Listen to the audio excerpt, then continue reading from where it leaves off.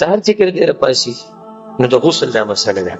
نو د غسل مسله په اختصار سره دا ده چې غسل واجبېږي کله چې د انسان د سړي دا ذکر د ښځې په دې فرج کې دننه لاړ شي، چې څنګه لاړ بس که معمولي سر لاړ او که پوره ذکر لاړ. ډېر عوام پرې په دې مسله نه دي پوه. هغه وایي چې کله مني وځي نه انسان باندې غسل واجبېږي. نه، په مني وتو سره غسل واجبېږي، بلکې ښځه او سړی چې کوروالی کوي چې د دوی هغه عورتونه د یو بل سره میلاو شي، صرف هسې میلاو نه چې کله د سړي دا ذکر د زنانه په فرج کې لاړ بس دوی باندې غسل څه شو؟ غسل واجب شو. رسول صلی الله علیه وسلم اذا جاوز الختان الختان فقد وجب الغسل.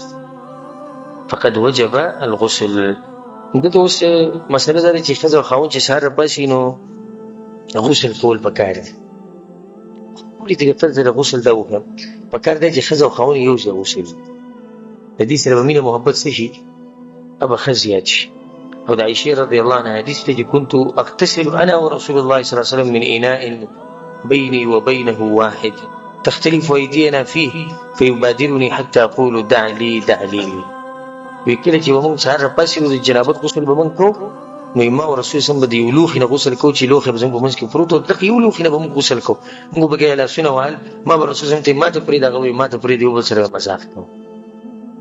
نو دا غسل کې سړی په دې طریقه وکړي ښځه خاوند به که دغه ټایم کې دوی د غړو یو بل ته ګوري سهار چې هغه مسله موږ سره مخکې تېره شوه. نو دې سره به د دوی په منځ کې مینه محبت څه شي؟ مینه محبت به ښه زیات شي.